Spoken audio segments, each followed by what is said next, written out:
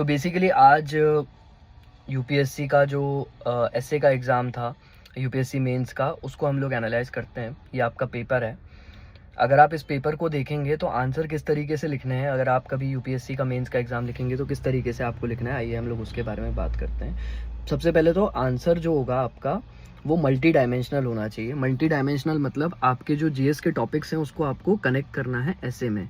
किस तरीके से करेंगे आइए हम लोग उसको समझते हैं। फॉर एग्जांपल जीएस का पेपर 1 है। जीएस के पेपर 1 में आप पढ़ते हैं अपना आर्ट एंड कल्चर, दूसरा पढ़ते हैं हम लोग हिस्ट्री और तीसरी पढ़ते हैं हम लोग ज्योग्राफी। तो आंसर को जीएस पेपर 1 से कनेक्ट करेंगे सबसे पहले हम लोग। दूसरा पेपर है जीएस पेपर 2। जीएस पेपर 2 में क्या क्या आता है? जीएस पेपर 2 में आप पढ़ते हैं हमारा गवर्नेंस, आप पढ़ते हैं हम लोगों का पॉलिटी, आप पढ़ते हैं हम लोगों की क्या कॉन्स्टिट्यूशन, साथ ही साथ आप पढ़ते हैं हम लोगों का इंटरनेशनल रिलेशन। अब एक ही टॉपिक को मल्टीपल एंगल से देखना है, सोचना है और उसका आंसर वहाँ पर लिखना है। जीएस पेपर 2 के हिसाब से आप लिख सकते हैं वहाँ पर।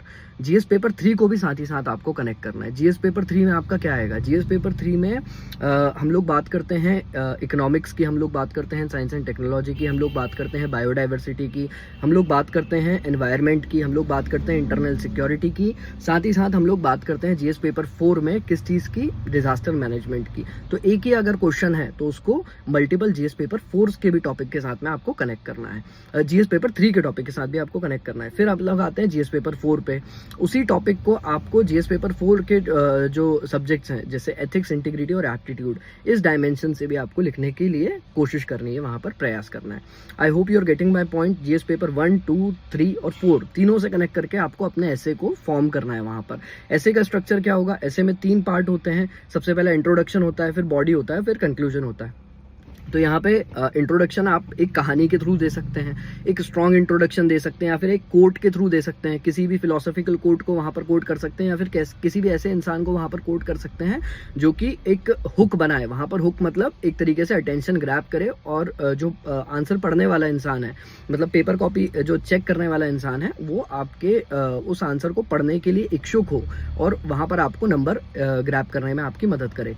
दूसरी चीज़, इंट्रोडक्शन के बाद हम लोग आते हैं अपने बॉडी के ऊपर। बॉडी में आप पूरे स्ट्रक्चर को वहां पर इस तरीके से डिफाइन करेंगे कि जो क्वेश्चन पूछना चाह रहा है सिर्फ उतने ही वर्ड्स में, 1000 वर्ड की लिमिट रहती है ऐसे की, उतने ही वर्ड में आप अपनी जो मतलब बॉडी है उसको वहां पर फॉर्म करेंगे। इंट्रोडक्शन, बॉडी और कंक्लूजन के ऊपर अब हम लोग आते हैं। कंक्लूजन में किस तरीके से काम हो रहा है यहाँ पर, कंक्लूजन को देखना पड़ेगा। देखो भाई, कंक्लूजन जो है ना, कंक्लूजन इतना पावरफुल होना चाहिए कि सामने वाले को लगे कि हाँ ये इम्पैक्टफुल है, ये ऐसे पढ़ने लायक है और ये बंदे में दम है, ये बंदा इम्पैक्टफुली ऐसे को लिख के गया। इसमें क्या करना है आपको? इम्पैक्टफुली आपको क्या करना है यहाँ पर? बेसिकली फ्यूचरिस्टिक और ऑप्टिमिस्टिक कंक्लूजन है यहाँ पर देना है। फ्यूचरिस्टिक मतलब इसका फ्यूचर में क्या इम्पैक्ट पड़ सकता है, क्योंकि आप एक आईएएस अधिकारी बनना जा रहे हैं या फिर आप इस देश के बड़े से बड़े पद पर बैठने जा रहे हैं। तो ऑप्टिमिस्टिक हमें होना बहुत जरूरी है वहां पर, और फ्यूचरिस्टिक आंसर आपको लिखना बहुत जरूरी है। So thank you so much. I hope आपको मेरी बात समझ में आई होगी।